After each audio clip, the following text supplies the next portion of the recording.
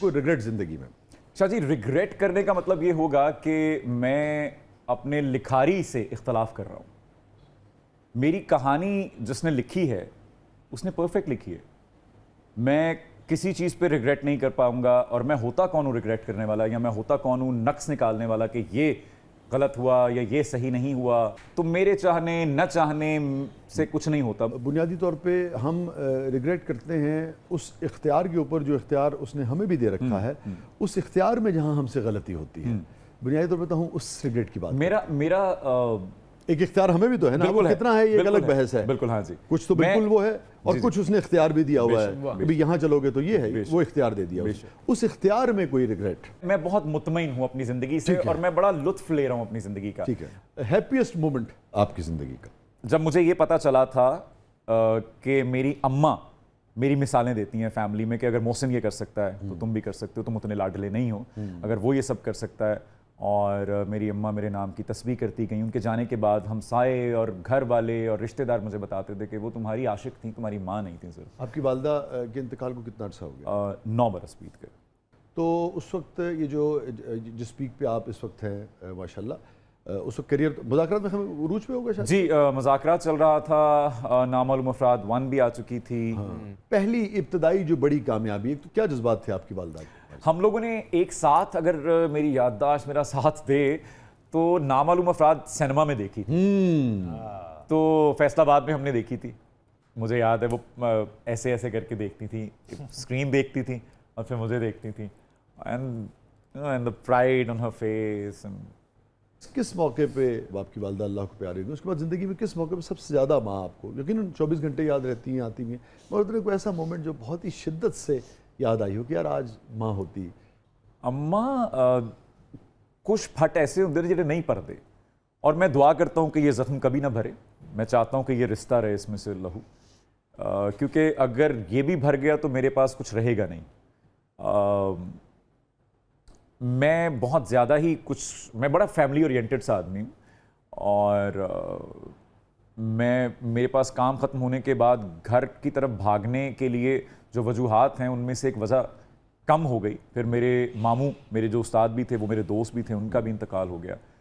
तो इन हाथों ने बहुत से लोग रुखसत कर दिए, मगर उनमें सबसे भारी जो जनाजा था, एक तो वो मेरी साहबजादी का था, अल्लाह, एक माँ की, एक हफ्ता और एक माँ की। उसके बाद फिर जब अम्मा भी चली गई तो फिर मेरे ख्याल में अब अगर लोग मुझसे पूछें कि आप अभी भी, अगर लोग मुझसे हैरत करते हैं कि आप ज़्यादा हंसते नहीं हैं या ज़्यादा बात नहीं करते, तो मेरे नहीं ख्याल कि किसी, अगर कोई मेरे माजी को या मुझे जानता है तो मेरा नहीं ख्याल कि वो उसे हैरत करनी चाहिए इस बात पे कि मैं जब आम जिंदगी में कहीं बैठा हूँ या मिला हूँ उनको तो मैं खामोश हूँ या मैं उदास हूँ। मैं अपने बारे में कहा करता हूँ कि अगर मैं उदास हूँ तो मान लीजिए कि मैं ठीक हूँ, अगर मैं खुश हूँ तो परेशान होने की बात है कि ये खुश क्यों है, इतना क्या छुपा रहा है ये।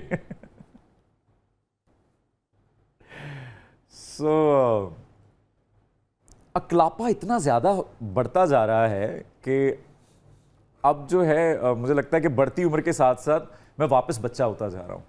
मुझे और शिद्दत से उनकी कमी महसूस होना शुरू हो गई है। अम्मा नहीं बोल दे, और मेरा एक ही, चले इसको मैं एक कमी, रिग्रेट या उस तरह नहीं, लेकिन एक कमी अगर है तो कसक, बस मैं, हाँ, एक कसक है कि माँ नहीं मरनी चाहिए थी, किसी दी भी माँ नहीं मरनी चाहिए थी। Yes. You're right. हाँ। क्या कहती थी आपको प्यार से? काका। काका काका कहती थी अम्मा मुझे, काके ये कर लिया, काके वो कर लिया। बल्कि मैं आपसे एक वाकया शेयर करता हूँ। मैं कराची में था तो अम्मा की एक आदत थी, दिन में कोई 5-6 कॉल्स कर लिया करती थी। तो वो एक दिन मैं कहीं हूँगा, ऑडिशन वगैरह दे रहा हूँ, अवाइल अयाम की बात है कराची के, तो मैंने उनसे थोड़ा सा रूखे अंदाज में बात कर दी और मैंने कह दिया कि कर रहा हूँ ना कॉल बैक, आपने ये पूछना कि कैसा हूँ मैं, ठीक हूँ मैं। तो जब मुझे थोड़ी देर बाद रियलाइज़ हुआ तो मैंने उनको कॉल की और मैंने उनसे माफ़ी मांगी। वो रो पड़ी और फिर उन्होंने कहा कि नहीं करके क्या हो गया, ठीक है मैं समझ रही हूँ, हाँ ये काम वाम हो।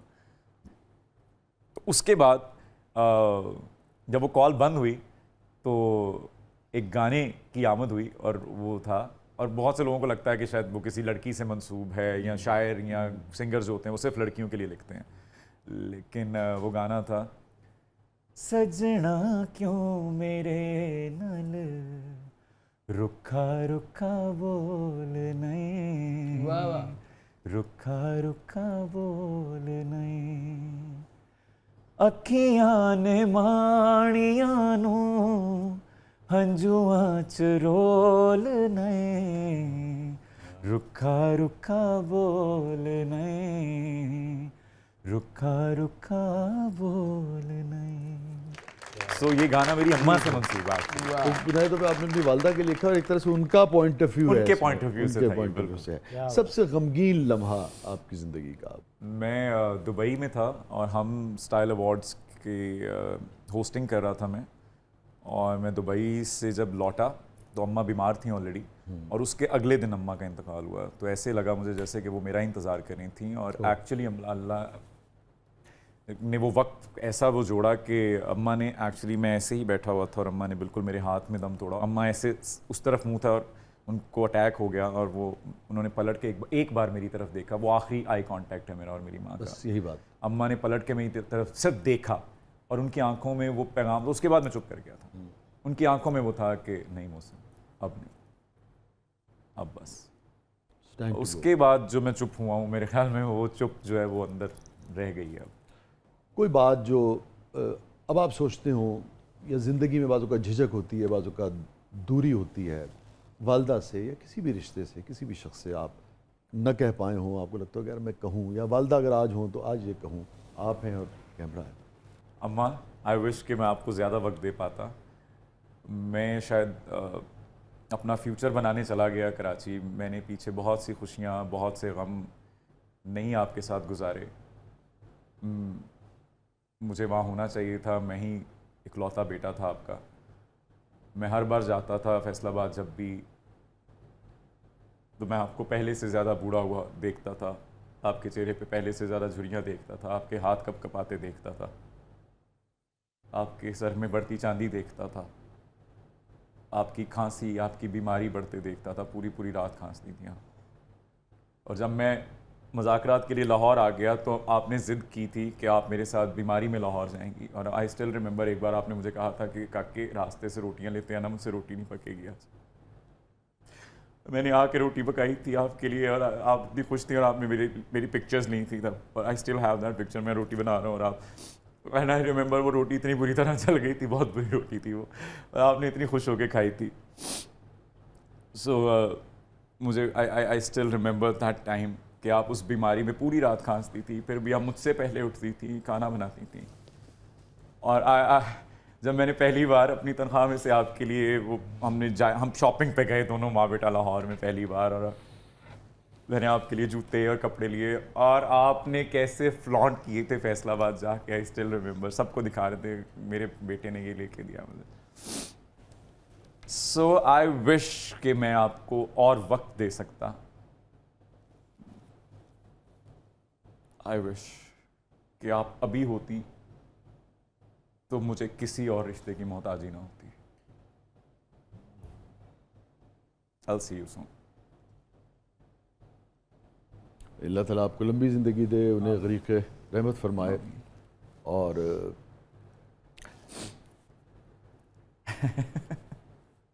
Life is like that. Oh yes, life happens. अभी आपने अखलापे का जिक्र किया, अगेन मैं किसी तफसील में नहीं जा रहा, मगर ज़िंदगी है, किसी भी वजह से, किसी की भी गलती की वजह से आपका अगर एक्सीडेंट हो जाए तो ना आप गाड़ी चलाना छोड़ते हैं, ना फुटपाथ पे चलना छोड़ देते हैं। नए रिश्ते आपने खुद नहीं बनाए, या बन नहीं पाए, या आप बनाना नहीं चाह रहे, या उसकी हिम्मत नहीं पड़ रही? I think I'm healed now, and I'm all set to fall in love again. I'm all set to. Okay, I was afraid. I had trust issues. लेकिन अच्छी खबर ये है,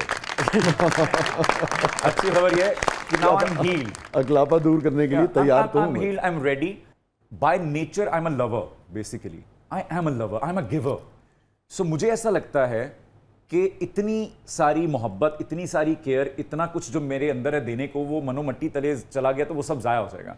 आई wanted to give it to people around me. वो फिर चाहे मेरे भांजे भांजियां हैं, मेरे घर वाले लोग हैं, मेरे करीबी लोग हैं जिन्हें मैं जानता हूं। इन्ना कुछ है तो मैनू आई लव यू कह दे यार। मैनू बहुत जरूरत है, तेरी बहुत जरूरत है मेरा भरा। यकीन कर मैनू भी नहीं कहना आई love you but not that way. हाँ यार जब भी बाप अकलापा खराब तो कर सकना, दूर नहीं कर सकना। लव यू मसना बात। I love you too man. यार सो सलामत रहो, खुशी के नोट पे क्लोजिंग। मैं क्लोजिंग में, बल्कि आपकी इजाजत हो तो मैं जिसारत करूं एक नहीं नहीं आपको गजल सुनाने। अरे प्लीज प्लीज प्लीज, हम तो करते ही शेर पे इख्तिताम। अरे वाह, तो बस फिर इजाजत, बिस्मिल्लाह। इजाजत बिस्मिल्लाह। प्लीज प्लीज प्लीज बताओ। है जब खसारा मेरा मुकद्दर, वाह है जब खसारा मेरा मेरा मुकद्दर, मुकद्दर। तो रोजे महशर हिसाब क्या है? आहा, जो प्यार करता है मां से ज्यादा, तो बेशक। उस खुदा का अजाब क्या है? वाह वाह वाह वाह। जो प्यार करता है क्या बात। मां से ज्यादा, तो उस खुदा का अजाब क्या है? भाई भटक गया हूं, कोई बताए वाह, गुनाह क्या है, सवाब सवाब क्या है? क्या है बस। भाई है कोई पागल? अब ये जो अभी आप बात कर रहे थे अकलापा दूर करने की, उस कि है कोई पागल जो हल करेगा? है कोई पागल जो हल करेगा? सवाल मैं हूं। जवाब क्या? जवाब वाह वाह बहुत आला, बहुत सही, बहुत आला। है कोई पागल? और सवाल अलजबरे का है ये।